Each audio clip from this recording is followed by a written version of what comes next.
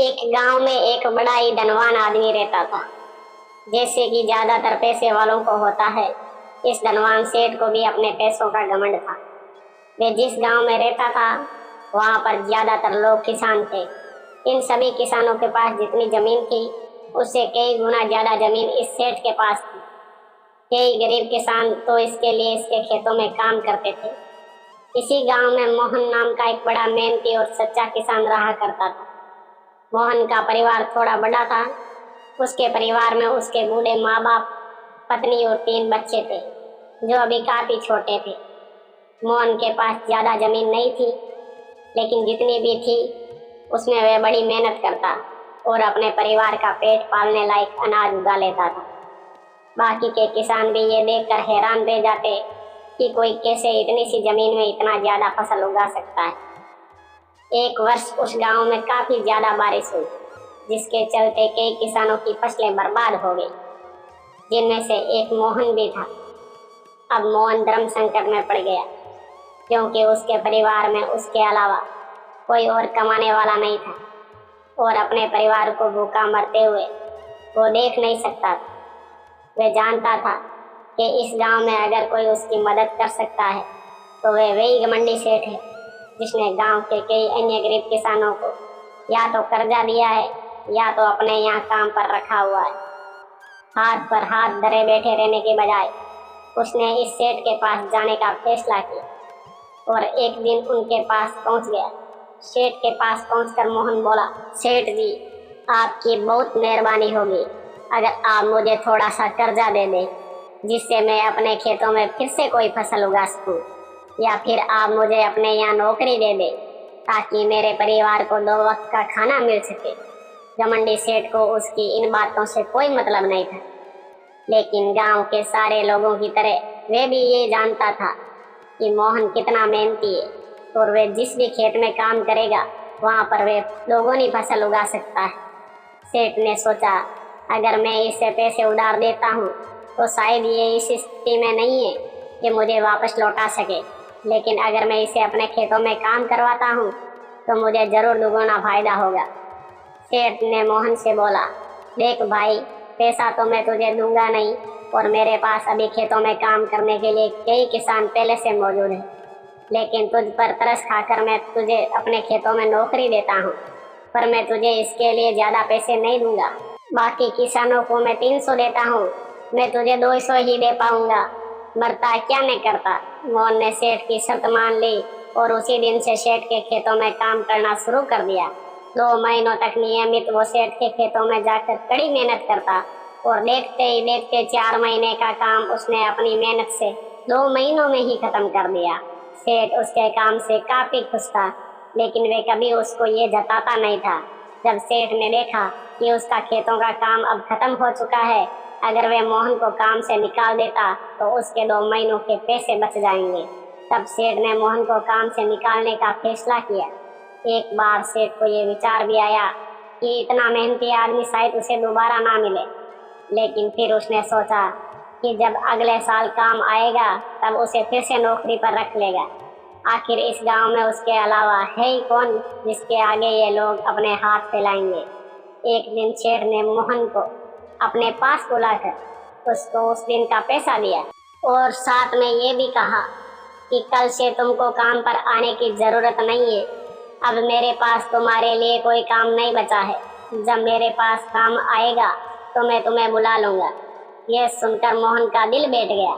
पिछले 2 महीनों से कम ही सही उसके बच्चों और परिवार के पेट में अन्न का दाना जा तो रहा था, अब वे क्या करेगा। यही सोचकर उसकी आंखों से आंसू निकल आए। मोहन ने सेठ के पैर पकड़ लिए और गिड़गिड़ाने लगा, सेठ जी, मुझे इस काम की बहुत जरूरत है, मुझे मत निकालिए। अपने मतलब से मतलब रखने वाला सेठ हंस से मस ना हुआ। उसने खरी खोटी सुनाकर मोहन को वहां से चलता कर दिया और मन ही मन 2 महीनों की तनख्वाह बचने से खुश होने लगा। अगले दिन जब सेठ सवेरे उठा और अपने आंगन में आया तो उसने देखा कि मोहन उसके आंगन में बैठा है। सेठ ने उसको पास बुलाकर पूछा, क्या हुआ, तुम क्यों यहाँ पर बैठे हो। मोहन बोला, सेठ जी, मुझे वापस काम पर रख लीजिए। आप जानते ही हैं मेरी आर्थिक परिस्थिति कैसी है, थोड़ी दया कीजिए। लेकिन सेठ ने उसकी एक ने सुनी और फिर एक बार उसे बुरा भला कहकर वहाँ से जाने के लिए कहा। बेचारा मोहन अपना सिर नीचे झुका के वहाँ से चला गया। अगले दिन फिर यही घटना दोहराई गई। मोहन फिर सेठ के आंगन में बैठा था। सेठ ने फिर उसको वहाँ से जाने के लिए कहा। यही घटना अगले कई दिनों तक चलती रही। अब तो मोहन सेठ के हकालने पर भी वहाँ से नहीं जाता था और वहीं पर बैठा रहता था। एक बार सेठ ने उससे पूछ लिया, तुम कैसे आदमी हो? मैं तुम्हारा इतना अपमान करता हूँ लेकिन तुम्हें कोई फर्क ही नहीं पड़ता। तब मोहन ने सेठ से कहा, बुरा तो बहुत लगता है सेठ जी, लेकिन जब घर जाता हूँ और भूख से बिलखते अपने माँ बाप और बच्चों को देखता हूँ तब ये अपमान मुझे कुछ भी नहीं लगता। इतना सब कुछ होने के बाद भी सेठ का दिल जैसे पत्थर का बना हुआ था। उसने मोहन को अभी तक काम पर नहीं रखा और ना ही उसका ऐसा करने का कोई इरादा था। एक दिन सेठ ने सोचा कि कुछ दिनों के लिए किसी और गांव चला जाता हूँ ताकि मोहन से पीछा छुड़ा सकूं।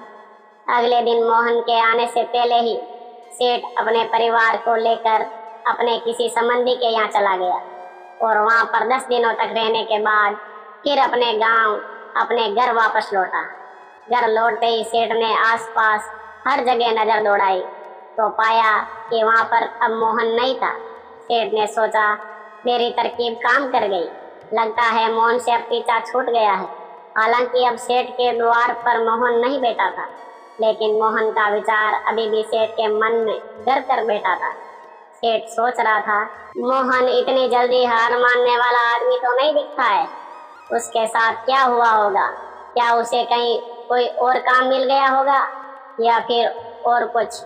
इन विचारों ने सेठ को बेचैन कर दिया और आखिरकार सेठ को मोहन की खबर लेने के लिए गांव में जाना पड़ा। सेठ को मोहन का पता नहीं मालूम था, इसलिए अड़ोस पड़ोस के अन्य किसानों से पूछने पर पता चला कि मोहन घायल हो चुका है और अपने घर पर आराम कर रहा है।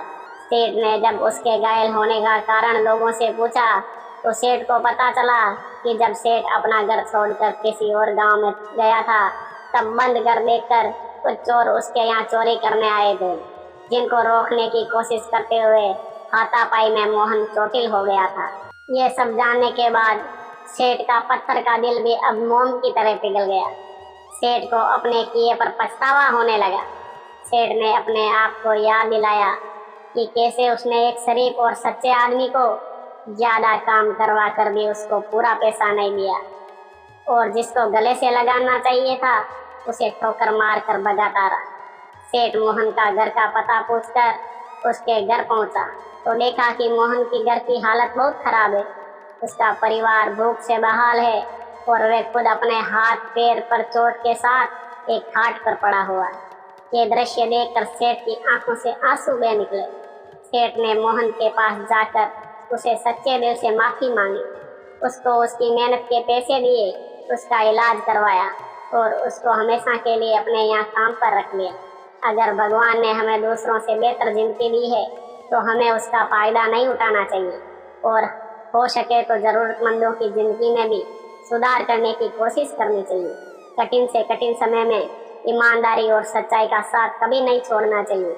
हाँ, ये मार्ग बड़ा कठिन है लेकिन इसकी मंजिल तक आदमी जरूर पहुंचता है और उसका फल भी अच्छा ही मिलता है।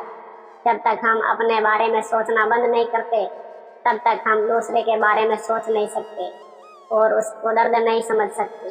किसी ने खूब कहा है, खुद के लिए जिया तो क्या जिया, दूसरों के लिए जीना ही जिंदगी है।